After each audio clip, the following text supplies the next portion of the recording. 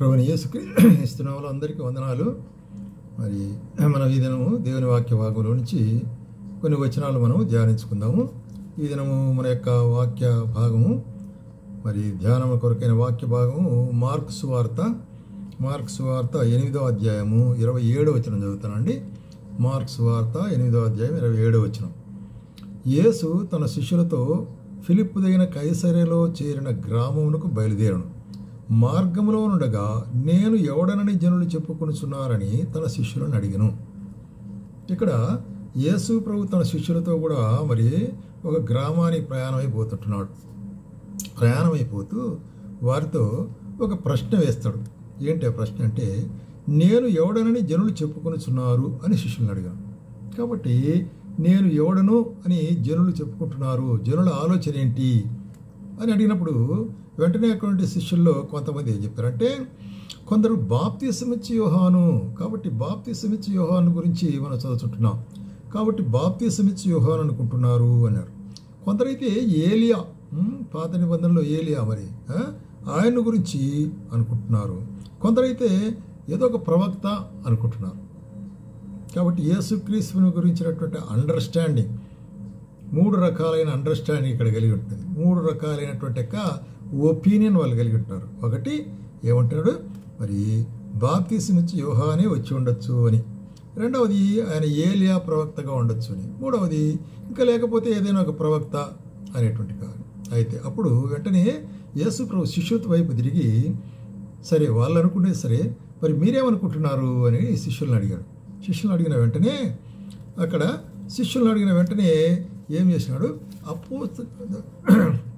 శిష్యులను అడిగిన వెంటనే పేతురు ఏం చేశాడంటే, సీమోను పేతురు ఒక మాట చెప్తున్నాడు కదా. అందుకు సీమోను పేతురు, నీవు సజీవుడగు దేవుని కుమారుడైన క్రీస్తు అని చెప్పాను. సజీవుడగు దేవుని కుమారుడైన క్రీస్తువు. కాబట్టి ఇక్కడ పేతురు యొక్క ఉత్తరం ఏంటంటే, జవాబు ఏంటంటే, నీవు సజీవుడగు దేవుని కుమారుడైన క్రీస్తువు అని చెప్పినాడు. అంటే క్రీస్తు అంటే మరి అభిషిక్తుడు అనేటువంటి కార్యాన్ని మనం చూస్తున్నాం. కాబట్టి సజీవుడైన దేవుని నీవు అనేటువంటి. అప్పుడు వెంటనే మరి ప్రభు చెప్తుంటున్నాడు, అందుకు సీయోను బరియన నీవు ధన్యుడవు, ఎందుకంటే పరలోకంలో నా తండ్రి ఈ సంగతి నీకు బయలుపరచనే కానీ నరులు నీకు తెలియపరచలేదు. కాబట్టి నేను జీవముల దేవుని కుమారుడు అనేటువంటి ప్రత్యక్షత, ఈ రెవల్యూషన్ పరలోకం ఉండే తండ్రిని ఈ హృదయంలో బయలుపరిచినాడు. కాబట్టి మరి మనుషులు బయలుపరిచినటువంటి కార్యం కాదు. కాబట్టి నీవు ధన్యుడవు అనేటువంటి కార్యాన్ని ఇక్కడ చూస్తుంటున్నాం అన్నమాట. కాబట్టి ఇక్కడ మరి యేసు ప్రభు ఎవరు అని అడిగినప్పుడు వారి ఒపీనియన్ చెప్పాడు.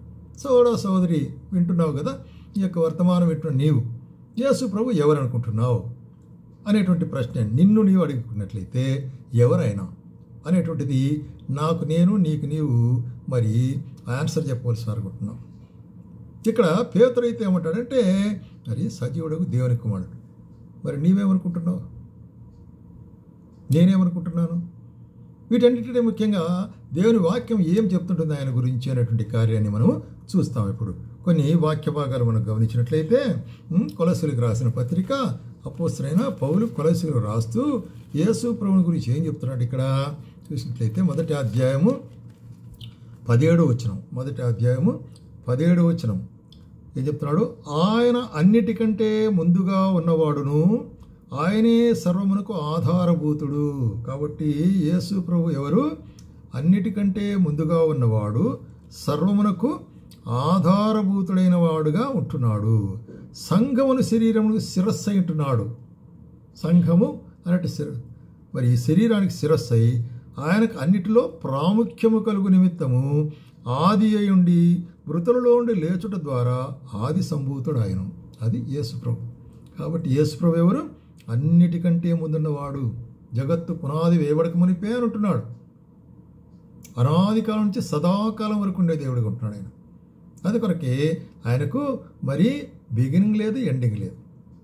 అల్ఫా ఒమేగా దేవుడు, ఆద్యంతరహితుడైన దేవుడు. కాబట్టి ఈ భాగాన్ని ఇక్కడ చెప్తున్నది ఏమంటే, అన్నిటికంటే ముందున్నవాడు ఉండి మరి సంఘం అనే శరీరంకు శిరస్సు అయిన వాడు ఉండి అట్లాగే అన్నిటిలో ప్రాధాన్యత కలిగిన వాడుగా ఉంటున్నాడు అనేటువంటి కార్యము ఇక్కడ మొట్టమొదటిగా మనకు బయలుపరచబడేటువంటి కార్యం. కాబట్టి క్రీస్తు ఎవరు? అన్నిటికంటే ముందున్నవాడు. రెండవదిగా మనం చూస్తున్నాము, రెండవదిగా మనం గమనించినట్లయితే అదే కొలసీలకు 1వ అధ్యాయంలోనే 15-16 వచనాల్లో ఆయన అదృశ్య దేవుని స్వరూపి అయి సర్వసృష్టికి ఆది సంభూతుడై ఉన్నాడు. అదృశ్య దేవుని యొక్క స్వరూపం కలిగిన వాడు ఉంటున్నాడు. అదృశ్య దేవుని యొక్క అంటే మరి అదృశ్యముగా ఉండేటువంటి దేవుని యొక్క నిజస్వరూపం ఆయన అంటున్నాడు. కాబట్టి దేవుని నేరుగా ఎవరు చూడలేదు. కానీ అయితే యేసుక్రీస్తు తన యందు దేవుని స్వరూపాన్ని బయలుపరిచినాడు. అందుకొరకు ఏమంటాడంటే అది మరి ఆయన అదృశ్య దేవుని యొక్క స్వరూపమైండి సర్వసృష్టికి ఆది సంభూతుడైనాడు. ఏలైనగా ఆకాశమందున్నవి భూమి ఎందున్నవి దృశ్యమైనవి అదృశ్యమైనవి అవి సింహాసనములైనను ప్రభుత్వములైనను ప్రధానులైనను మరి సర్వము ఆయన యందు సృజించబడెను. ఆయన ద్వారా ఆయనను బట్టి సృజించబడెను. సో ఆయన ద్వారా by him all things are created. ఎటువంటిది? అదృశ్య దేవుని యొక్క స్వరూపం. So is the image of God and real image of a God. అదే సమయంలో ఆయన ఆకాశమందున్నవి భూమి అందు సమస్తము దృశ్యమైనవి అదృశ్యమైనవి సింహాసనములు ప్రభుత్వములు ప్రధానులు వీటన్నిటిని ఆయన నిర్మించిన వాడుకుంటున్నాడు. వీటన్నిటిని ఆయన సిద్ధపరిచిన వాడుకుంటాడు. వీటన్నిటిని ఆయన నడిపించేవాడుకుంటున్నాడు. కాబట్టి ఈ లోకంలో ప్రభుత్వములు అధికారములు అనేటువంటిది ఏదో మనుషుడు నిర్మించేటువంటి కార్యం కాదు. దేవుడు తానే నియమించేవాడుగా ఉంటున్నాడు. ఆయన అధికారులను నియమించేవాడుకుంటున్నాడు, అధికారులను తొలగించేవాడుకుంటున్నాడు. కాబట్టి మరి ఏదో అధికారం ఉండేదనేటువంటి విధంగా అతిశయపడితే ప్రయోజనం లేదు. దేవుని ఇప్పుడు మనము విధేయులుగా మనము ఉండాలనేటువంటి కార్యం అక్కడ చెప్తున్నాడు. సర్వము ఆయన యందు సృజించబడి ఎందుకు సర్వము ఆయన ద్వారా ఆయనను బట్టి సృజించబడను. కాబట్టి ఆయన ద్వారా ఆయనను బట్టి సృజించబడి కాబట్టి సృష్టి ఆరంభము సృష్టికర్త. చెప్పాలంటే ఇంకో మాట ఏంటంటే మరి ఆయన సృష్టికర్తగా ఉంటున్నాడు. మనం చూసేటువంటి యొక్క సృష్టి మాత్రమే కాదు, ఈ యొక్క యూనివర్స్లో యొక్క విశాలంలో యొక్క ప్రపంచంలో యొక్క మరి మనకు కనిపించేటువంటి యొక్క మరి చెట్లు వృక్షములో మరి చూసినట్టు సముద్ర జీవులు మనుషులు ఆకాశమండల కార్యములు అవి మాత్రమే కాదు, కానీ భూమి మీద అధికారములు చూసినట్లయితే ప్రభుత్వములు సింహాసనములు ఇవన్నీ కూడా ఆయన యొక్క ఆధీనంలో ఉంటున్నాయి. కాబట్టి by him all things are created. ఆయన ద్వారా సమస్తము సృష్టించబడినవిగా ఉంటున్నవి అనేటువంటిది. కాబట్టి ఎవరు యేసు ప్రభు సర్వమును సృష్టించి కదా సర్వంలో ప్రాధాన్యత కలిగిన వాడుగా ఉంటున్నాడు. మూడవదిగా ఇప్పుడు మూడవదిగా మనం గమనించినట్లయితే హెబ్రీయులకు రాసిన పత్రిక 2వ అధ్యాయం. హెబ్రీయులకు రాసిన పత్రిక 2వ అధ్యాయంలో మరి ఏం రాస్తుంటున్నాడంటే 10వ వచనము చూడండి. 10వ వచనం.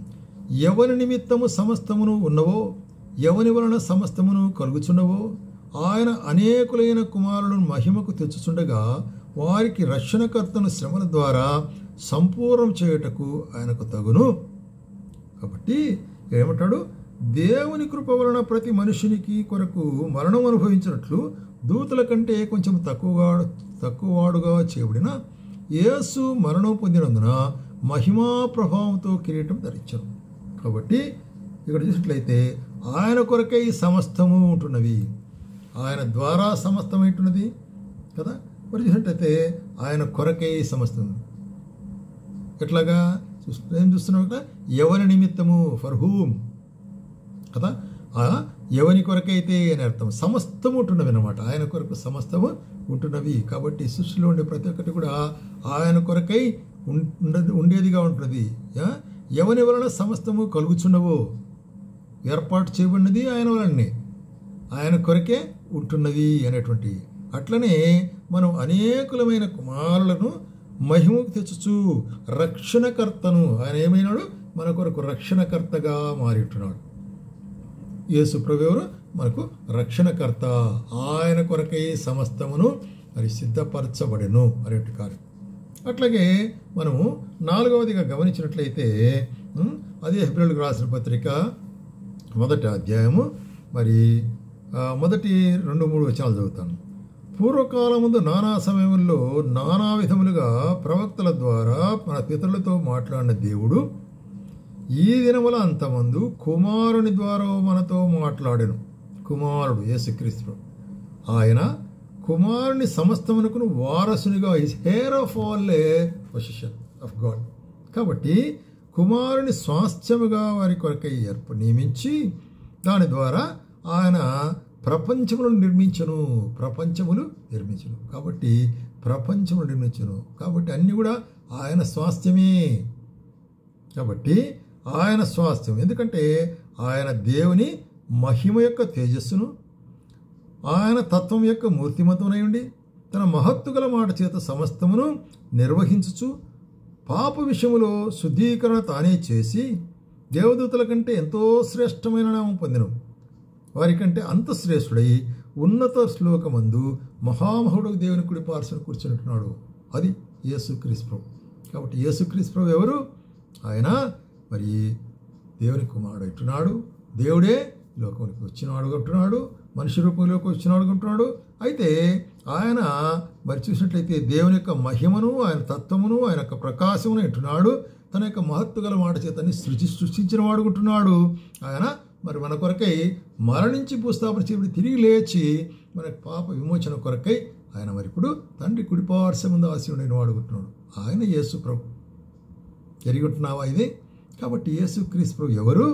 ఆయన సమస్తమును మరి నిర్మించిన వాడుగా ఉంటున్నాడు తన మహత్తు గల మాట చేత కదా. మనం ఆదికాండం 1వ అధ్యాయం చూస్తున్నాం కదా. సృష్టి అంతా కూడా ఆయన మాట చేత వెలుగు కలుగునగా కట్టనే వెలుగు కలిగింది. అంత మునుపు మొత్తం అంతా చీకటిగా ఉన్నది. వెలుగునకు పగలు నీవు, మరి చీకటికి రాత్రిని పేరు పెట్టు.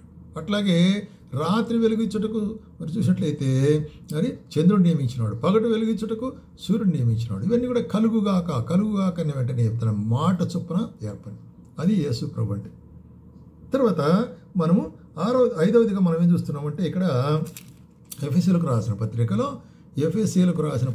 4వ అధ్యాయం ఏమంటున్నాడు ఇక్కడ చూడండి. 4వ వచనం, శరీరం ఒక్కటే ఆత్మయు ఒక్కటే, ఆ ప్రకారం ఈ పిలుపు విషయమైన నిరీక్షణ ఎందుటకు పిలువబడితిరి. ఒక్కటే నిరీక్షణ.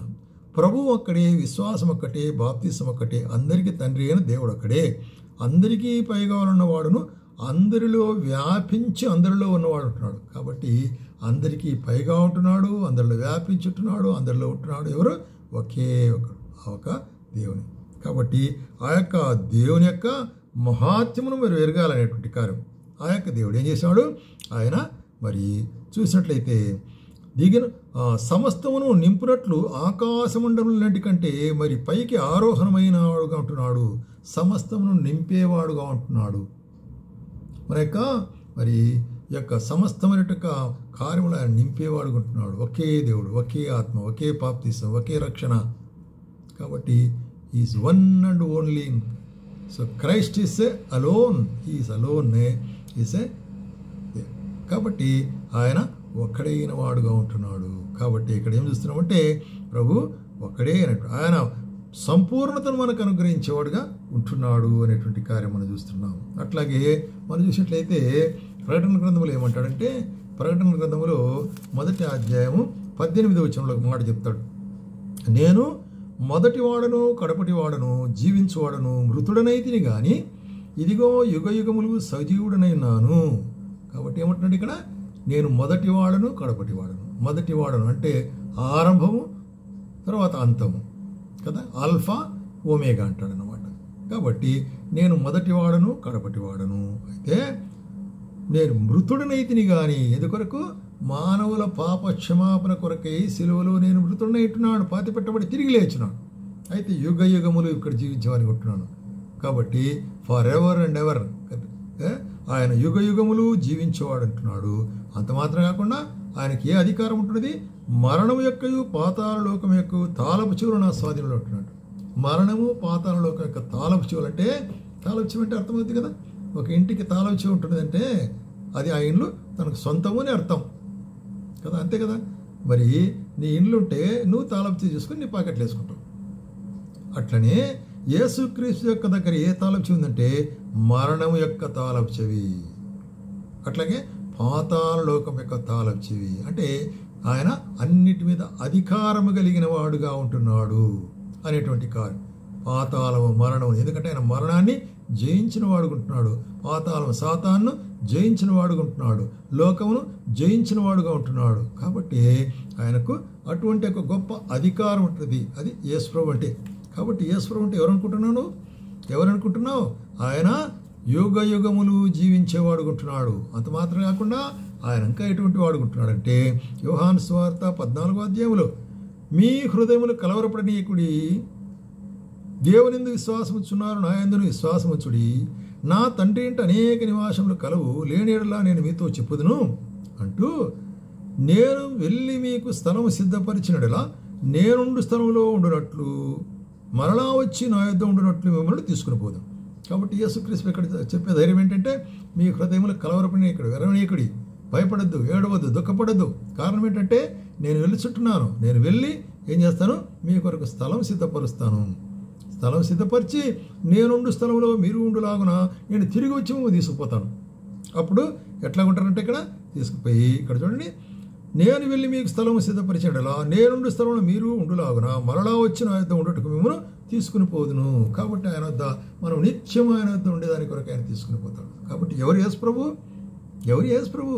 సమస్తమున కంటే ముందున్నవాడు, సమస్తము ఆయన కర్త అయినవాడు, సమస్తము ఆయన కొరకు ఆయన ద్వారా ఏర్పరచబడినవాడు, అట్లాగే సమస్తమును ఆయన నింపేవాడుకుంటున్నాడు. అట్లాగే ఆయన సమస్తమును మరి చూసినట్లయితే సమస్తమందు నిత్యము జీవించేవాడుకుంటున్నాడు. మరి ఆయన తిరిగి మన కొరకై రానంటున్నాడు. ఆయన మన కొరకై వచ్చినప్పుడు ఆయన మనల్ని తనతో కూడా చేర్చుకునేవాడుకుంటాడు. సోదరి యొక్క సత్యంను ఎరిగింటున్నావా? ఈ యొక్క సత్యాలను ఎరిగినట్లయితే ఈరోజే, ఇంకా నువ్వు యేసుక్రీస్తును నీ సొంత రక్షణను అంగీకరించకపోతే ఈరోజే, ప్రభువా నాకు కూడా ఇటువంటి ఆశీర్వాదం కావాలి, మీరు ఇంత గొప్ప దేవుడు అని మరి నేను ఎరిగిట్టున్నాను. కాబట్టి పేతురు ఏమంటున్నాడు, నీవు సజీవుడైన దేవుని కుమారుడైన క్రీస్తు. కాబట్టి పరలోకపు తండ్రి దాన్ని బయలుపరిచి, అదేవిధంగా నీలో నాలో మనము ఆయన్ను అంగీకరించినప్పుడు ఆ యొక్క ప్రత్యక్షత నీకు నాకు ఇస్తాడు. అప్పుడు ఆయన యందు మనము ఆయన పిల్లలుగా, ఆయన పుత్రులుగా, ఆయనకు మరి స్వాస్థ్యముగా మనం ఉంటాము అనేటువంటి కార్యాన్ని మనం గమనించాల్సి అనుకుంటున్నాం. ఆ విధంగా ఉన్నట్టుకు ప్రభు మనకు సహాయం చేయను గాక.